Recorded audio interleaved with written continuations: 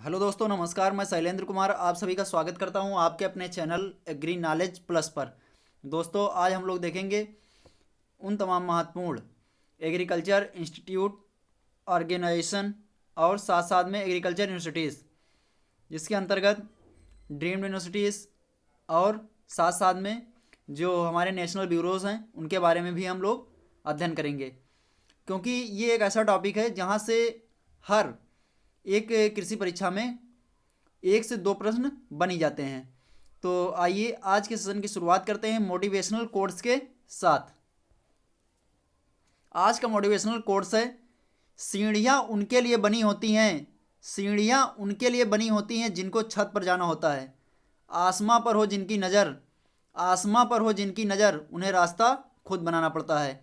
आइए इसी के साथ देखते हैं दोस्तों आज की पहली स्लाइड जो रही आपकी स्क्रीन पर। ये एक महत्वपूर्ण संस्थान है UNEP, United Nation Environment Programme, जिसे हिंदी में संयुक्त राष्ट्र पर्यावरण कार्यक्रम भी कहा जाता है। इसकी बात करें तो इसकी स्थापना जो होती है वो 5 जून 1972 में होती है। कब होती है? 5 जून 1972 में, जो कि आप लोग देख पा रहे होंगे। और इसका जो मुख्यालय है, अक्सर एग्जाम में पूछा जाता है इसका मुख्यालय की बात करें तो इसका मुख्यालय नैरोबी में है, नैरोबी केन्या। ठीक है, नैरोबी केन्या में इसका मुख्यालय है। और एग्जीक्यूटिव डायरेक्टर की बात करें तो इंगर एंडरसन, कौन है? इंगर एंडरसन इसके जो हैं, इसकी क्या है? एंगर एंडरसन, ये इसके एग्जीक्यूटिव डायरेक्टर हैं। ठीक है दोस्तों, ये बहुत ही महत्वपूर्ण संस्थान है, क्योंकि यहाँ से अक्सर एग्जाम में एक प्रश्न पूछा जाता है। कभी कभी यहाँ पे ये पूछ लिया जाता है कि यूएनएपी का फुल फॉर्म, तो आप लोग फुल फॉर्म भी इसका याद रखेंगे और साथ साथ में आप लोग इसकी स्थापना और मुख्यालय भी ध्यान रखेंगे, क्योंकि कुछ ट्रेंड वर्तमान में चेंज हुआ है। तो अब यहाँ पे ये आज देखने को मिल रहा है कि जो नेशनल और इंटरनेशनल लेवल के महत्वपूर्ण संस्थान हैं उनके डायरेक्टर इत्यादि के बारे में पूछा जाने लगा है कि वो किस देश से हैं, कौन है। तो इन चीज़ों को भी आप लोग थोड़ा ध्यान देंगे। और बात करते हैं पहला सर्वप्रथम विश्व पर्यावरण दिवस मनाया जाता है। सर्वप्रथम यहाँ पे 1 मिनट बता रहे हैं आप लोगों को हम, जो पहला विश्व पर्यावरण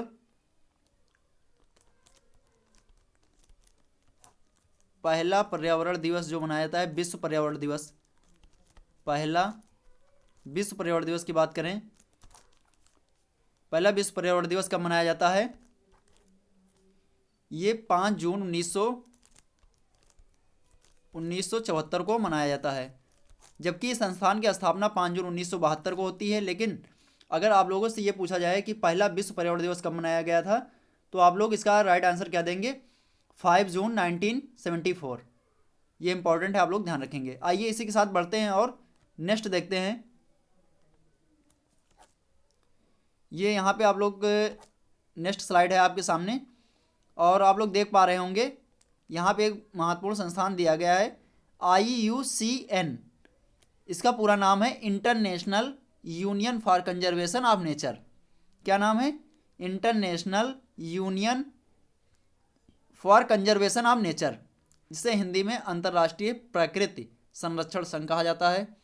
ये भी कई बार परीक्षाओं में पूछा गया है। बात करें इसकी स्थापना की, तो इसकी स्थापना जो होती है ये 5 अक्टूबर 1948 में इसकी स्थापना होती है। मुख्यालय इसका जो है ग्लैंड, कहाँ पे है? ग्लैंड, स्विट्जरलैंड में है। और इसका कार्य की बात करें, इसके अंतर्गत जो कार्य होता है मुख्यतः संकटग्रस्त जीव जंतुओं एवं पादपों से संबंधित रेड डाटा बुक जो है इसी संस्थान के द्वारा जारी किया जाता है। जो संकटग्रस्त जीव जंतु हैं, और साथ में बात कर लेते हैं क्या? पादपों की, इनसे संबंधित जो डेटा है वो इसी संस्थान के द्वारा जारी किया जाता है। तो ये चीज़ भी आप लोग ध्यान रखेंगे, इंपॉर्टेंट है ये भी। ठीक है, और ये जो बुक होती है, रेड डाटा बुक जो होती है, इस बुक के जो पृष्ठ होते हैं, रेड डाटा बुक के जो पृष्ठ होते हैं, रेड डाटा बुक के जो पृष्ठ होते हैं यानी कि पेज जो इसके होते हैं, इसका जो कलर होता है वो कलर गुलाबी रंग का होता है। किस रंग का होता है कलर? गुलाबी, गुलाबी कलर होता है। ये चीज़ भी आप लोग ध्यान रखेंगे। और गुलाबी पृष्ठ पे जो संकटग्रस्त प्रजातियां या वनस्पतियां हैं उनको इस बुक पे क्या किया जाता है? इस बुक में जो इसका गुलाबी रंग के पृष्ठ होते हैं उसी पे उसको लिखा जाता है। और जब इनकी संख्या यानी कि इनकी संख्या जो होती है पर्याप्त वृद्धि कर लेती है तो इनको स्थानांतरित यानी शिफ्ट कर दिया जाता है हरे रंग के पृष्ठों पर। जब पर्याप्त संख्या हो जाती है जीव की या पादप की तो उन्हें कहाँ स्थानांतरित कर दिया जाता है? हरे रंग के पृष्ठों पर। ठीक है, हरे पृष्ठों पर। यह चीज़ भी इम्पॉर्टेंट है और आप लोग ध्यान रखेंगे। आइए इसी के साथ आगे बढ़ते हैं और नेक्स्ट देखते हैं।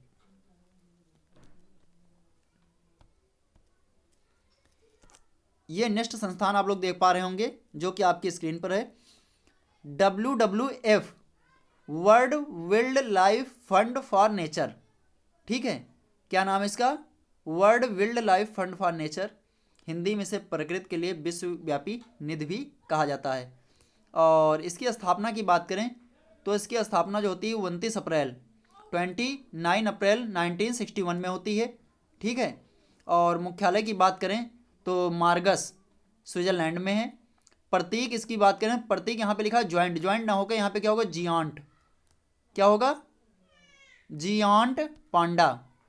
ठीक है, यानी कि दैत्याकार। इसे हिंदी में क्या कहते हैं? दैत्याकार पांडा। ठीक है, जो इसका प्रतीक चिन्ह है वो क्या है? जियांट पांडा यानी कि दैत्याकार पांडा। ठीक है, ये भी एक महत्वपूर्ण संस्थान है जो कि प्रकृति एवं साथ साथ एग्रीकल्चर से भी रिलेटेड एक महत्वपूर्ण संस्थान है और ये अक्सर एग्जामों में पूछा जाता है। आइए आगे हम बात करते हैं नेक्स्ट की।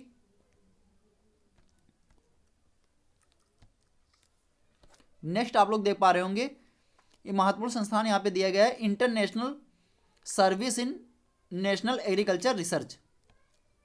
ठीक है, और बात करते हैं इसका जो मुख्यालय वो कहाँ पे? हेग, द हेग या। ठीक है, और ये हेग जो शहर है वो कहाँ का है? नीदरलैंड। किस देश के अंतर्गत है? नीदरलैंड के अंतर्गत है। और इसका शॉर्ट फॉर्म भी आप लोग देख लीजिए क्योंकि कभी कभी इसका फुल फॉर्म ना लिख के शॉर्ट फॉर्म लिखा जाता है और आपसे पूछा जाता है मैचिंग वर्ड में। ठीक है, तो इस नार ISNAR international service in national agriculture research. ठीक है, ये चीज़ आप लोग ध्यान रखेंगे, काफ़ी इम्पॉर्टेंट है। और इसका मुख्यालय कहाँ पे? हेग में है, नीदरलैंड में। सेकंड यहाँ पे एक संस्थान दिया गया है, international institute of tropical agriculture. ठीक है, international institute of tropical agriculture IITA। इसका शॉर्ट नेम क्या है? IITA है। और इसका मुख्यालय की बात करें तो इबादान। कहाँ पे है? इबादान। हिंदी में इबादान, नाइजीरिया। ठीक है, इबादान नाइजीरिया में है। और स्थापना की इसकी बात करें तो 1967 में इसकी स्थापना की जाती है।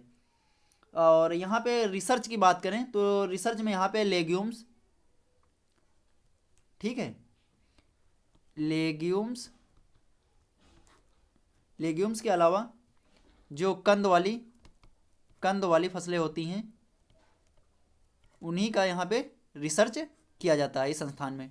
ठीक है, international institute of tropical agriculture research कई बार कृषि परीक्षाओं में पूछा गया है, इसलिए आप लोग ये नोट डाउन कर लेंगे। आइए आगे बढ़ते हैं और नेक्स्ट देखते हैं। यहाँ पे कुछ महत्वपूर्ण ब्यूरोज दिए गए हैं जो कि हमारे नेशनल लेवल के हैं। ये बहुत ही इंपॉर्टेंट है क्योंकि यहाँ से हर एक एग्ज़ाम में कोई ना कोई एक ब्यूरो अक्सर पूछ लिया जाता है। सबसे पहले आप लोग देख पा रहे होंगे फर्स्ट नंबर पे ICAR के अंतर्गत एक ब्यूरो है, National Bureau of plant genetic resources, जिसे NBPGR,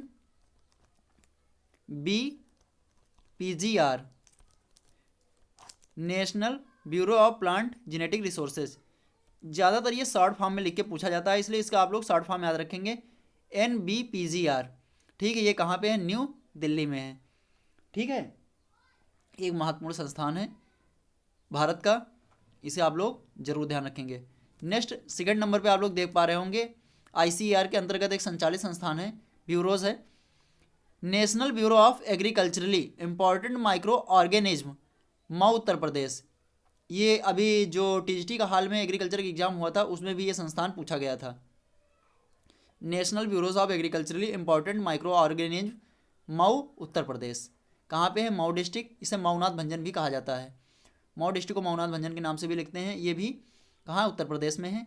अब बात कर लेते हैं थर्ड नंबर पे, आईसीआर के अंतर्गत संचालित है। जहाँ पे आईसीआर लिखा है मतलब ये आईसीआर के अंतर्गत ही कार्य कर रहे हैं, Indian council of agriculture research. अब यहाँ पे आप लोग देख पा रहे होंगे थर्ड नंबर पे national Bureau of agriculture insect resources, national Bureaus of agriculture insect resources, ये कहाँ पे है? बेंगलुरु में है। बेंगलुरु यानी कि कर्नाटका, ठीक है। National Bureau of agriculture insect resources, इसे 2 से 3 बार आप लोग जब प्रैक्टिस करेंगे लिख कर तो आप लोगों को ये संस्थान याद हो जाएंगे। और बात कर लेते हैं 4 नंबर पे। तो 4 नंबर पे महत्वपूर्ण संस्थान दिया गया है, ये आप लोग देख पा रहे होंगे, national Bureau of soil survey and land use planning. National Bureau of soil survey and land use planning, जो कि कहाँ पे है? नागपुर में है। नागपुर यानी कि महाराष्ट्र, ये भी आप लोग ध्यान रखेंगे। कहाँ पे है? महाराष्ट्र, ठीक है। और 5 नंबर पे national Bureau of animal genetic resources Karnal, national Bureau of animal genetics resources Karnal Haryana में है। 6 नंबर पे आप लोग देख पा रहे होंगे national Bureau of fish genetic resources Lucknow. ये 6 महत्वपूर्ण ब्यूरो हैं जो कि हमारे नेशनल लेवल के हैं और ये आईसीएआर के अंतर्गत ही वर्क करते हैं। इन सभी का आप लोग नाम और इसका स्थान जरूर ध्यान रखेंगे, क्योंकि यहाँ से हर एक एग्जाम में एक प्रश्न बनना स्वाभाविक है। ठीक है दोस्तों, आइए इसी के साथ आगे बढ़ते हैं और नेक्स्ट देखते हैं। नेक्स्ट आप लोग, ये रहा आपके स्क्रीन पर, यहाँ पे भारत के कुछ प्रमुख पर्यावरणीय संस्थान दिए गए हैं। ठीक है, यहाँ पे कुछ महत्वपूर्ण पर्यावरणीय संस्थान और साथ में एग्रीकल्चर के भी इसमें संस्थान ऐड किए गए हैं। और इसकी एक साइड यहाँ पे एक लास्ट में लगी हुई है, कुछ सेटिंग की वजह से वो लास्ट में चली गई है। ठीक है, तो यहाँ पे हम देखते हैं बारी बारी से।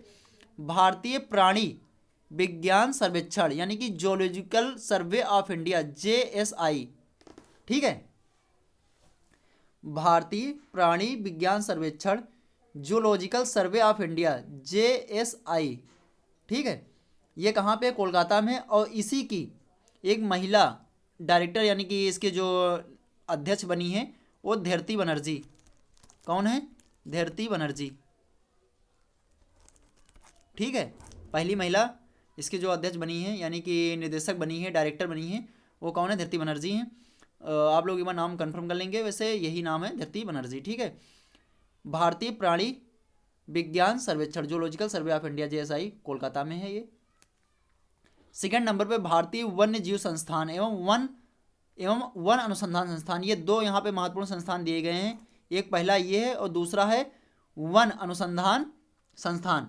ठीक है, ये दोनों संस्थान कहाँ पे हैं? देहरादून में हैं। कहाँ पे हैं? देहरादून में। कई बार एग्जाम में पूछे गए हैं ये। एग्रीकल्चर के अलावा नॉन एग्रीकल्चर एग्जाम जो होते हैं उनमें भी ये क्वेश्चन पूछा गया है। भारतीय वन्य जीव संस्थान देहरादून या फिर वन अनुसंधान संस्थान, दोनों कहाँ पे हैं? देहरादून, उत्तराखंड में। नेक्स्ट, केंद्रीय औषधि संस्थान। ठीक है, केंद्रीय औषधि संस्थान जो है ये लखनऊ में है। इसके अलावा CMAP, central institute of medicinal and aromatic plant, ये भी एक महत्वपूर्ण संस्थान है एग्रीकल्चर का। ये भी कहाँ पे है? लखनऊ में है। ये भी कई बार एग्जाम में पूछा गया, इसलिए यहाँ पे शामिल कर लिया गया है, केंद्रीय औषधि संस्थान। नेक्स्ट, राष्ट्रीय वनस्पतिक अनुसंधान संस्थान, राष्ट्रीय वनस्पतिक अनुसंधान संस्थान, ये कहाँ पे है? लखनऊ में। यहाँ पे नेक्स्ट आप लोग देख पा रहे होंगे केंद्रीय पर्यावरण अभियांत्रिकी अनुसंधान संस्थान, केंद्रीय पर्यावरण अभियांत्रिकी अनुसंधान संस्थान, ये भी TGT या DHO किसी एक एग्जाम में ये भी एक क्वेश्चन पूछा गया था। केंद्रीय पर्यावरण अभियांत्रिकी अनुसंधान संस्थान जो कि कहाँ पे है? नागपुर, महाराष्ट्र में है। एक बार आप लोग दोबारा सुन लीजिए। भारतीय प्राणी विज्ञान सर्वेक्षण यानी कि zoological survey of India, JSI, Kolkata में है। भारतीय वन्य जीव संस्थान एवं वन अनुसंधान संस्थान देहरादून में है। केंद्रीय औषधि संस्थान लखनऊ में है और राष्ट्रीय वानस्पतिक अनुसंधान संस्थान लखनऊ में है। नेक्स्ट की बात करें, केंद्रीय पर्यावरण अभियांत्रिकी अनुसंधान संस्थान नागपुर में है। आइए इसी के साथ आगे बढ़ते हैं और नेक्स्ट देखते हैं। आप लोग सोच रहे होंगे ये हमें लर्न कैसे होंगे, जब 1 से 2 बार आप लोग लिख कर इन्हें प्रैक्टिस करेंगे तो ये ऑटोमेटिक आप लोगों को तैयार हो जाएंगे। ठीक है, यहाँ पे कुछ डीम्ड यूनिवर्सिटीज़ दी गई हैं, इनके बारे में देखते हैं। डीम्ड यूनिवर्सिटी की बात करें तो इंडिया में जो डीम्ड यूनिवर्सिटीज़ हैं वो कितनी है, एग्रीकल्चर की 4। ठीक है, और ये भी सभी Indian council of agriculture research के अंतर्गत ही वर्क कर रही हैं।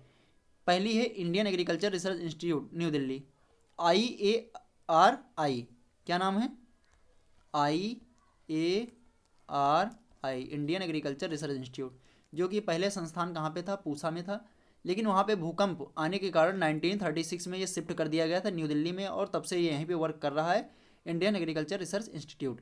नेक्स्ट नंबर पे आप लोग देख पा रहे होंगे national dairy research institute.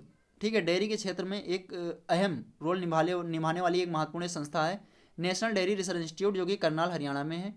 NDRI, इसे शॉर्ट में NDRI भी लिखते हैं। ठीक है, और ये है Indian veterinary research institute, IVRI, ये ठीक है, IVRI Indian veterinary research institute, जो कि इज्जतनगर बरेली उत्तर प्रदेश में है। नेक्स्ट 4 नंबर पे आप लोग देख पा रहे होंगे ICAR के अंतर्गत संचालित एक महत्वपूर्ण संस्थान है central institute of fisheries education, central institute of fisheries education, जो कि कहाँ पे है, मुंबई में है। ठीक है दोस्तों, ये भी आप लोग ध्यान रखेंगे, कहाँ पे है, central institute of fisheries education, Mumbai, Maharashtra, ये भी आप लोग ध्यान रखेंगे। आइए इसी के साथ आगे बढ़ते हैं और नेक्स्ट देखते हैं। ये 4 डीम्ड यूनिवर्सिटीज़ थी जो कि बहुत ही इंपॉर्टेंट है, आप लोग याद रखेंगे चारों का नाम, इंडियन एग्रीकल्चर रिसर्च इंस्टीट्यूट, और national dairy research institute Karnal, Indian veterinary research institute Izzatnagar, central institute of fisheries education Mumbai, ये चारों नाम आप लोग ध्यान रखेंगे, बहुत ही महत्वपूर्ण है। आइए इसी के साथ आगे बढ़ते हैं और नेक्स्ट देखते हैं। यहाँ पे आप लोग देख पा रहे होंगे सेंट्रल एग्रीकल्चर यूनिवर्सिटीज़, जो केंद्रीय विश्वविद्यालय हैं भारत के। ये पहला केंद्रीय विश्वविद्यालय कौन सा है, ये आप लोग देख पा रहे होंगे 1 नंबर पे, central agriculture university Imphal, Manipur, ये पहला केंद्रीय विश्वविद्यालय एग्रीकल्चर का। दूसरा जो कि कहाँ पे, रानी लक्ष्मीबाई सेंट्रल एग्रीकल्चर यूनिवर्सिटीज़ है, जिसकी स्थापना 2014 में होती है, और ये झांसी उत्तर प्रदेश में है। 3rd नंबर पे है doctor Rajendra Prasad central agriculture university, जो कि पूसा समस्तीपुर में है। ठीक है, बिहार, पूसा समस्तीपुर बिहार में है। यानी कि 3 ये महत्वपूर्ण केंद्रीय एग्रीकल्चर यूनिवर्सिटीज़ हैं जिनका नाम आप लोग ध्यान रखेंगे। आइए इसी के साथ आगे बढ़ते हैं और नेक्स्ट देखते हैं।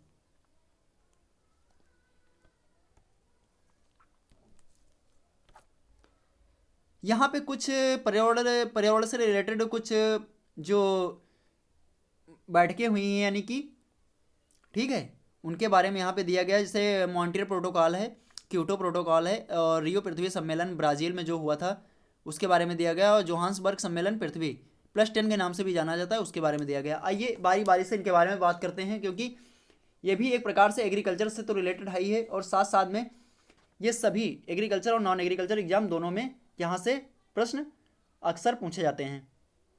ठीक है दोस्तों, तो आइए बारी बारी से इनके बारे में हम लोग देखेंगे, क्योंकि यहाँ से प्रश्न लगभग में सभी एग्जाम में पूछे जाते हैं।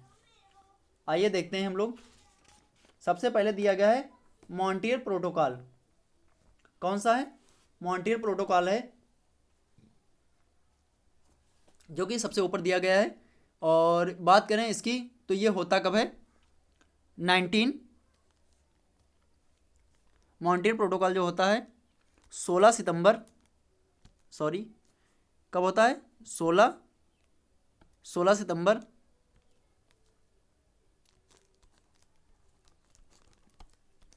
1987 में होता है मॉन्ट्रियल प्रोटोकॉल।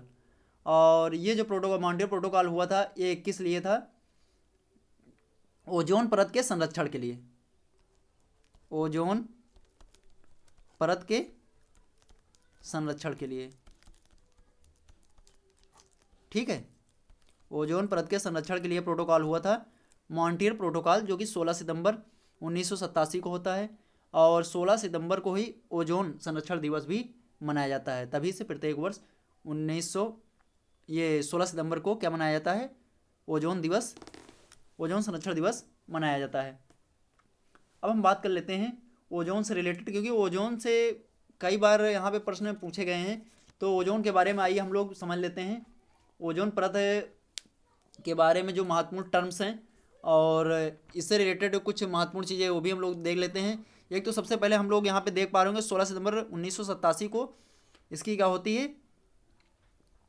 बैठक होती है, और इसी को नाम दिया गया मॉन्ट्रियल प्रोटोकॉल, जो कि मॉन्ट्रियल कहाँ पे, कनाडा में है। और अब बात करते हैं इसके, ये जो संस्था है इससे रिलेटेड कुछ और भी चीज़ें, जैसे ओजोन परत जो होती हैं ये सूर्य से आने वाली हानिकारक पराबैंगनी किससे सुरक्षा प्रदान करती हैं, पराबैंगनी किरणों से, पराबैंगनी किरणों से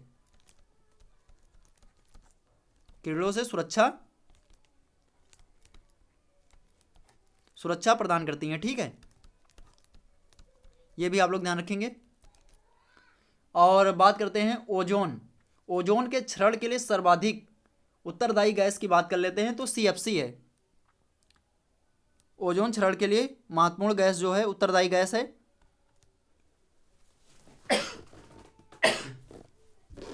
वो गैस की बात करें तो गैस कौन सी है, उत्तरदायी गैस CFC। ठीक है, क्लोरोफ्लोरोकार्बन्स, ये उत्तरदायी गैस हो गई। इसके अलावा और जो ओजोन परत की मोटाई को मापने के लिए जिस इकाई का प्रयोग किया जाता है, मोटाई को मापने के लिए जिस यूनिट का प्रयोग किया जाता है, डाप्सन यूनिट उसे कहते हैं, डाप्सन यूनिट। ठीक है, आइए इससे रिलेटेड और भी महत्वपूर्ण तथ्य देख लेते हैं जो कि एग्जाम में पूछे गए हैं, जिससे कि यहाँ से अगर कोई प्रश्न आपके एग्जाम में आए तो आप लोगों का छूटे ना। ठीक है, तो ओजोन परत की सर्वाधिक मोटाई की बात करें, ओजोन परत की सर्वाधिक मोटाई, ओजोन परत की जो सर्वाधिक मोटाई है वो कहाँ पे है, ये ग्रीष्म ऋतु में, क्योंकि ऋतुओं के हिसाब से इसकी मोटाई जो है घटती बढ़ती रहती है। ग्रीष्म ऋतु में इसकी बात की जाए तो सबसे अधिक मोटाई की बात है, सबसे अधिक मोटाई। ठीक है, सबसे अधिक मोटाई, सबसे अधिक मोटाई की बात करें तो कहाँ पे होती है ये, ग्रीष्म ऋतु में, श्रीनगर में ग्रीष्म ऋतु में इसकी सर्वाधिक मोटाई होती है। और इसकी मोटाई को नापने के लिए हम अभी बता ही चुके हैं आप लोगों को, डाप्सन यूनिट का प्रयोग किया जाता है। ओजोन परत की न्यूनतम मोटाई की बात करें, और न्यूनतम मोटाई की बात करें तो ये कहाँ होती है, वर्षा ऋतु में। ऋतु कौन सी है, वर्षा ऋतु। वर्षा ऋतु में त्रिवेंद्रम। ठीक है, और अब हम बात कर लेते हैं और इसके बैठक के बारे में तो हम बता ही चुके हैं। और ओजोन की परत होती है, इसकी क्षरण को कैसे पता लगाते हैं, जब इसकी मोटाई 200 डाप्सन यूनिट से नीचे हो जाती है तो हमें पता चलता है कि यहाँ पे क्या हो चुका है, ओजोन छिद्र हो चुका है। कितनी होती है, 200 डाप्सन यूनिट के नीचे अगर मोटाई इसकी होती है, जिस क्षेत्र में पाई जाती है, वहाँ पे ऐसा माना जाता है कि ओजोन परत में छिद्र हो चुका है। और ओजोन परत का सर्वाधिक अब तक के नुकसान देखा गया है, जो कि इंग्लैंड के कुछ साइंटिस्ट गए थे और उन्होंने पता लगाया था सर्वाधिक जो क्षरण इसका हुआ है वो दक्षिणी ध्रुव पर हुआ है। सर्वाधिक छिद्र जो पाए गए हैं वो कहाँ पे पाए गए हैं, सर्वाधिक छिद्र दक्षिणी ध्रुव पर। सर्वाधिक छिद्र कहाँ पे पाए गए हैं, दक्षिणी ध्रुव पर पाए गए हैं। ठीक है, यहाँ पे मैंने ओजोन से रिलेटेड जो भी महत्वपूर्ण जो शब्दावलियाँ थी उनके बारे में मैंने आप लोगों को बता दिया है, क्योंकि जो आप लोगों को मैंने बताया है ये हर एक एग्जाम में किसी न किसी प्रकार से पूछे गए हैं। आइए यहाँ पे और देखते हैं क्योटो प्रोटोकॉल, ये भी बहुत इंपॉर्टेंट है। क्योटो प्रोटोकॉल की बात करें तो ये जो होता है ये कब होता है 1997 में। क्योटो प्रोटोकॉल 1997 में होता है, 1997। और ये जो प्रोटोकॉल हुआ था ये किसके लिए हुआ था? ग्रीन हाउस गैस इफेक्ट जो था उसको कम करने के लिए। ये किससे रिलेटेड था? ग्रीन हाउस गैसों से रिलेटेड था। ग्रीन हाउस गैसों के कारण जो नुकसान हो रहा था पर्यावरण को, उसको सुधार के लिए, उसमें सुधार के लिए ये क्योटो प्रोटोकॉल हुआ था। ठीक है। अब क्योटो प्रोटोकॉल की बात करें तो हम यहाँ पे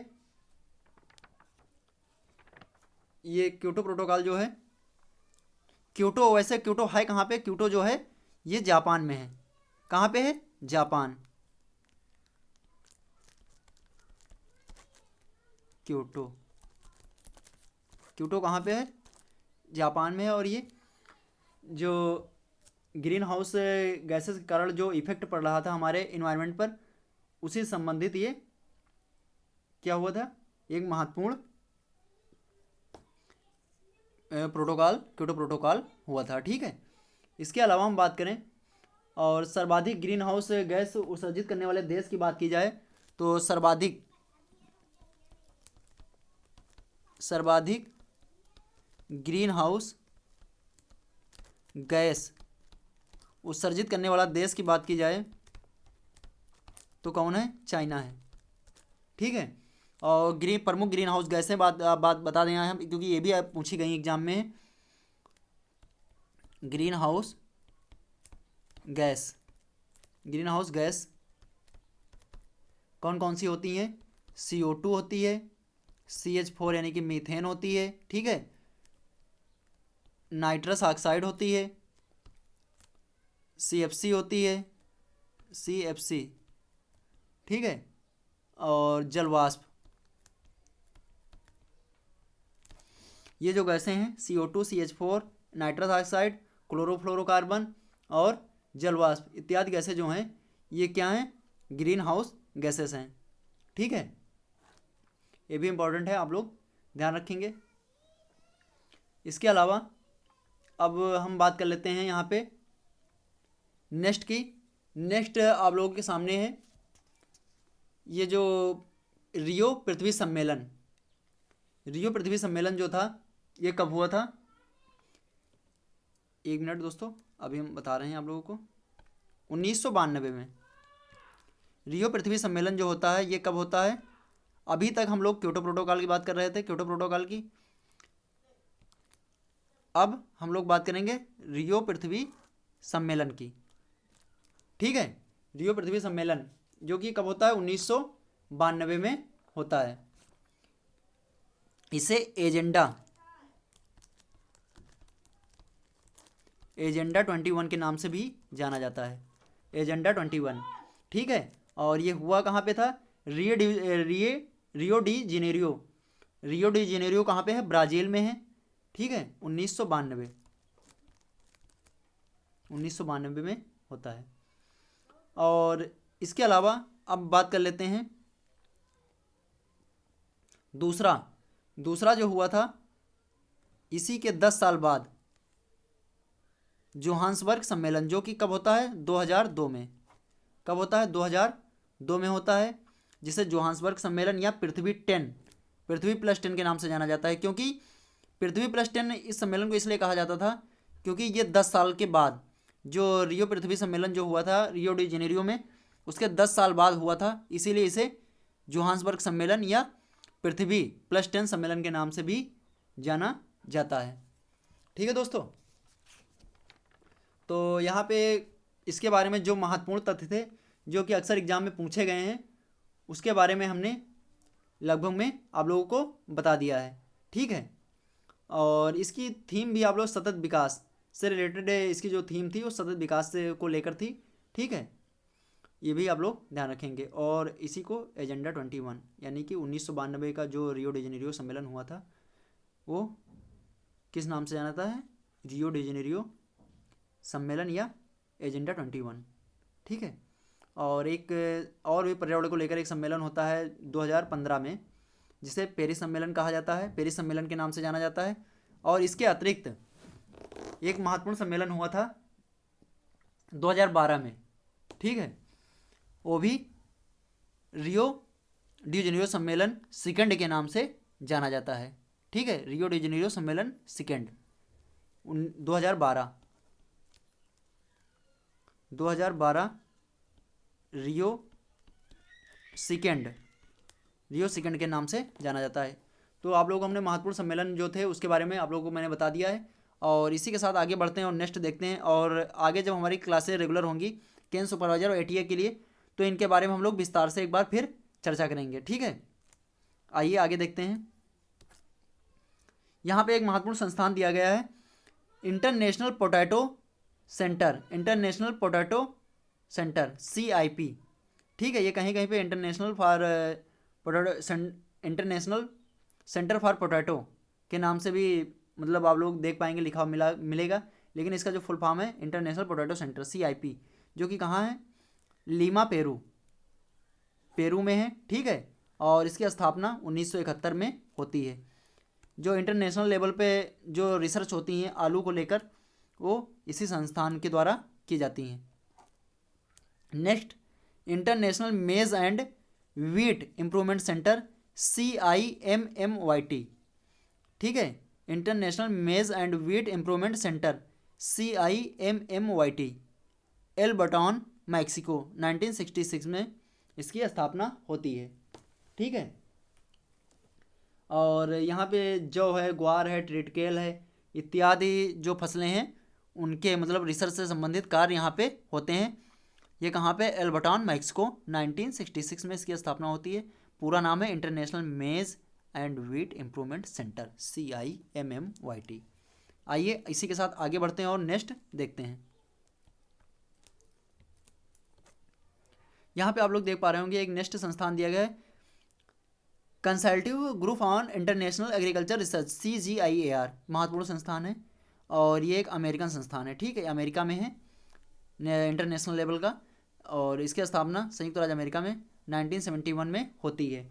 और जो सामान्य कृषि विज्ञान से संबंधित जो यहाँ पे रिसर्च होते हैं वो इसी संस्थान के द्वारा किए जाते हैं। सामान्य जो रिसर्च होते हैं एग्रीकल्चर रिलेटेड वो इसी संस्थान के द्वारा किए जाते हैं। नेक्स्ट है international Centre for agriculture research in dry areas,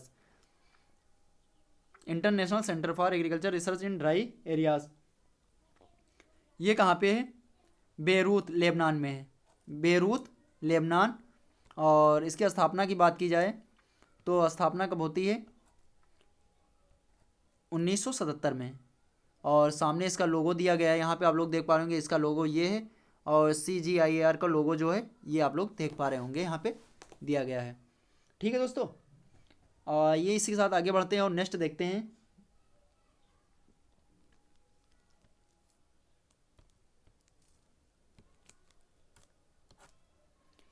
ये National Institute of Animal Biotechnology NIAB, National Institute of Animal Biotechnology NIAB, इसको यहाँ पे इसलिए शामिल किया गया है क्योंकि इसके द्वारा एक चिप बनाई गई थी जिस चिप का नाम था इंडिगाऊ।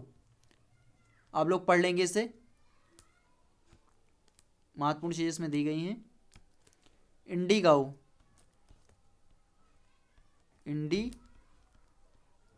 इंडिगाऊ नामक एक चिप बनाई गई थी इसके द्वारा, जीनोमिक चिप, ठीक है। कौन सी चिप थी, जीनोमिक चिप थी। इसके अंतर्गत क्या करना था, जो हमारे देश की जो इंडिजीनियस कैटल ब्रीड्स थी, जैसे गिर है, करनाल है, साहिवाल है, अंगोला है इत्यादि जो वैरायटीज़ थी कैटल की, इनको प्योर संरक्षण प्रदान करना था। क्योंकि हुआ ये है कि जब से मतलब विदेशी नस्लों का आगमन हुआ है हमारे देश में, उसके बाद से हम लोग अपनी जो देसी नस्लें थी, अच्छी देसी नस्लें थीं, उनको ठीक से संरक्षण प्रदान नहीं कर पा रहे थे। तो वैज्ञानिकों ने सोचा कि अगर हम इस पर वर्क नहीं करेंगे तो आगे चलकर क्या होगा कि जो हमारी अच्छी देसी नस्लें हैं वो भी धीरे धीरे लुप्त होने के कगार पर पहुंच जाएंगी। इसी के लिए इंडिगाऊ नामक एक जीनोमिक चिप विकसित की गई थी, जिसके अंतर्गत क्या करना है, जो देसी अच्छी नस्लें हैं, गिर, कांकरेज, साहिवाल इत्यादि की ब्रीड्स जो हैं उनको संरक्षित करना है, ठीक है। जिससे कि भविष्य में इनकी जो ये महत्वपूर्ण कैटल्स ब्रीड्स हैं ये लुप्त ना होने पाएँ। इसी के लिए इंडिगो नामक एक चिप विकसित की गई थी, क्योंकि ये भी एग्जाम में पूछा जा सकता है। और ये किस इंस्टीट्यूट के द्वारा विकसित की गई थी? National Institute of Animal Biotechnology, NIAB, Hyderabad के द्वारा। ये चीज़ भी आप लोग ध्यान रखेंगे। आइए इसी के साथ आगे बढ़ते हैं और नेक्स्ट देखते हैं। International laboratory for research on animal diseases. International laboratory for research on animal diseases ये कहाँ पे है? नैरोबी, केन्या में है। और इसकी स्थापना कब होती है? महत्वपूर्ण संस्थान है, नैरोबी, केन्या, 1973 में। कब होती है? 1973 में इसकी स्थापना होती है, international laboratory for research on animal diseases. मतलब जो डेयरी से रिलेटेड जो पशु हैं उन्हें क्या करना है, उनके रोग इत्यादि संबंधित ये यहाँ पे एक लैब विकसित की गई है। ठीक है। और नेक्स्ट है international live stock centre of Africa, ILCA। ये लेवियान यानी कि लीबिया, ये कहाँ पे है? लीबिया। और इसकी स्थापना 1974 में होती है। International live stock centre of Africa, African country है। ठीक है। आइए इसी के साथ आगे बढ़ते हैं और नेक्स्ट यहाँ पे हम लोग देखते हैं। नेक्स्ट है international Centre for Genetic Engineering and Biotechnology, ICGEB। इसका हेडक्वार्टर जो है ये बहुत ही महत्वपूर्ण है, क्योंकि जो इसके हेडक्वार्टर्स हैं मुख्यतः तो इटली में है, लेकिन इसके 3 हेडक्वार्टर्स हैं। कहाँ कहाँ पे हैं? ट्रेस्टे इटली, न्यू दिल्ली इंडिया और केप टाउन साउथ अफ्रीका। 3 जगह इसके हेडक्वार्टर्स हैं, 3 जगह। ठीक है। ट्रेस्टे इटली, न्यू दिल्ली इंडिया और केप टाउन साउथ अफ्रीका। ठीक है। 3 जगह इसके मुख्यालय हैं, ये भी आप लोग ध्यान रखेंगे। International Centre for Genetic Engineering and Biotechnology, ICGEB, International Centre for Genetic Engineering and Biotechnology, ICGEB। और नेक्स्ट आप लोग देख पा रहे होंगे International Crop Research Institute for the Semi Arid Tropic, International Crops Research Institute for Semi Arid Tropic. इसका जो मुख्यालय कहाँ है? हेडक्वार्टर इसका जो है पाटन चेरुवु, जो कि हैदराबाद तेलंगाना के अंतर्गत आता है। और इसकी स्थापना 1972 में होती है। इसका पूरा नाम international Crop Research Institute for the Semi arid tropics. ठीक है, याद रखेंगे आप लोग। आइए आगे बढ़ते हैं और नेक्स्ट देखते हैं। राष्ट्रीय डेयरी अनुसंधान संस्थान, इसकी फर्स्ट स्लाइड अभी आप लोगों ने आगे देखी थी और ये सेकंड स्लाइड थी जो कि पीछे लग गई है, आप लोग यहाँ से समझ लीजिए। राष्ट्रीय डेयरी अनुसंधान संस्थान कहाँ पे है? करनाल में, NDRI। केंद्रीय पक्षी शोध संस्थान इज्जतनगर बरेली। सलीम अली पक्षी विज्ञान एवं प्राकृतिक इतिहास केंद्र कहाँ पे? कोयम्बटूर तमिलनाडु में है, इंपॉर्टेंट है, ध्यान रखेंगे। Central arid zone research institute कहाँ पे है? जोधपुर राजस्थान में। केंद्रीय खाद्य प्रौद्योगिकी अनुसंधान संस्थान मैसूर में है। राष्ट्रीय पर्यावरण शोध संस्थान नागपुर महाराष्ट्र में है, राष्ट्रीय पर्यावरण शोध संस्थान। ठीक है। भारतीय वन प्रबंधन संस्थान ये भोपाल में है। ठीक है। वन्य जीव प्रबंधन संस्थान कहाँ पे था? वन्य जीव संस्थान वो कहाँ पे था? वन्य जीव संस्थान। ठीक है। वन्य जीव एवं वन अनुसंधान संस्थान देहरादून में था, लेकिन भारतीय वन प्रबंधन संस्थान की बात की जाए तो ये भोपाल मध्य प्रदेश में है। आइए इसी के साथ आगे बढ़ते हैं और नेक्स्ट देखते हैं। यहाँ पे लास्ट में 3 क्वेश्चन लगे हैं, ठीक है, जिनके जवाब आप लोग कमेंट बॉक्स में देंगे। फ्लैक्स का संबंध किससे है? अलसी, कपास, धान, आलू। इसका जवाब आप लोग कमेंट बॉक्स में देंगे। नेक्स्ट क्वेश्चन,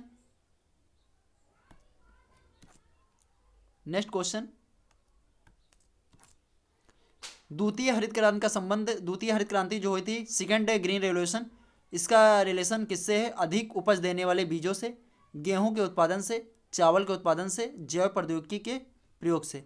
आप लोग इसका भी जवाब कमेंट बॉक्स में देंगे। ठीक है। आइए आगे बढ़ते हैं और नेक्स्ट देखते हैं। भारत में अमरूद उत्पादक सबसे बड़ा राज्य कौन सा है? First Uttar Pradesh, second Madhya Pradesh, Bihar, last Jammu Kashmir. आप लोग ये 3 प्रश्न हैं, तीनों प्रश्न का उत्तर आप लोग कमेंट बॉक्स में देंगे। ठीक है दोस्तों, आगे हम नेक्स्ट जो वीडियो लेकर आएंगे वो नेशनल लेवल के जो हमारे एग्रीकल्चर के इंस्टीट्यूट हैं और ऑर्गेनाइजेशन हैं और साथ साथ में जो यूनिवर्सिटीज़ हैं उनके बारे में हम लोग जानेंगे, उनके स्थापना जानेंगे, उनका स्थान जानेंगे, ठीक है, इत्यादि महत्वपूर्ण चीज़ें हम उनके बारे में अध्ययन करेंगे जो कि अक्सर एग्जाम में पूछे जाती हैं। और बात यहाँ पे हम लोग कर लेते हैं कुछ जो कि टीए और टीए यानी technical assistant, agriculture technical assistant और यूपी केन सुपरवाइज़र की। वैसे दोस्तों मैं आप लोगों को बता देना चाहता हूँ कि जैसे ही इसकी डेट या सिलेबस के बारे में कोई जानकारी प्राप्त होती है वैसे सिलेबस चेंज नहीं होगा। जो प्रीवियस ईयर का सिलेबस था उसी सिलेबस पे क्या होगा, जो नेक्स्ट एग्ज़ाम होगा उसी सिलेबस पे होगा, क्योंकि वो 2000 जो ये 16 में उसका सिलेबस जो था वो चेंज कर दिया गया था, ठीक है। तो सिलेबस अब चेंज नहीं होना है, उसी सिलेबस पे जो केन सुपरवाइज़र और जो टीए की वैकेंसी आई थी उनका जो सिलेबस प्रीवियस ईयर का उसी सिलेबस पे नेक्स्ट एग्ज़ाम आप लोगों का होना है। तो हम वैसे थोड़ा वेट कर रहे हैं कि जैसे कुछ उसके बारे में घोषणा होती है हम लोग अपनी क्लासें स्टार्ट कर देते हैं, और अगर थोड़ा लेट हो रहा है तब भी हम लोग अपनी क्लासेस शुरू करेंगे और कुछ महत्वपूर्ण टॉपिकों के साथ में उन टॉपिकों के बारे में हम लोग तब तक के कुछ धीरे धीरे अपना हम लोग अपना क्लासें जो हैं आगे बढ़ाएंगे। और जैसे ही डेट की घोषणा होती है हम लोग कंटिन्यू केन सुपरवाइज़र और टीए की क्लासें लेकर आएंगे, ठीक है दोस्तों। तो आज के सेशन में यहीं तक। Thanks for watching. अगर आप लोगों को वीडियो पसंद आया हो तो ज़्यादा से ज़्यादा लाइक कीजिएगा और अपने दोस्तों को शेयर कीजिएगा। Thank you.